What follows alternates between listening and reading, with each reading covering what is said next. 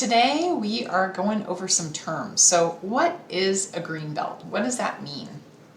Oftentimes, I actually looked it up just to see what it says online, and of course they were like, in karate, it's a low-level green belt.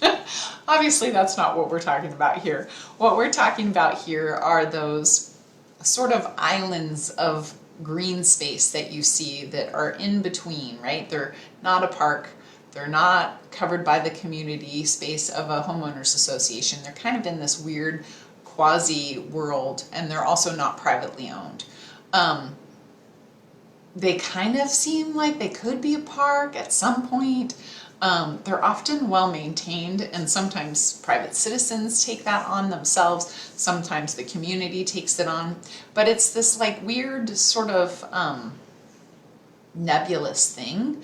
And the reason why that's problematic is a lot of times you might go look at a house to buy it and be like, oh wow, look at that beautiful woods. I had one recently in Washington where it was woods. And you know, you get to talking and you think, who owns that? And could they develop it? And in some cases, the answer is, yeah, they might be able to develop it. And so it's something that you really want to consider and do a little research on before you purchase the property, because it's going to be, I mean, it could be a humongous subdivision depending on how big it is, or, you know, it might be small enough that it doesn't matter, but you kind of need to know. We're going to be touching base on a few other terms throughout the month, just because it's kind of fun to define things for you and help you understand what the heck all these real estate terms mean.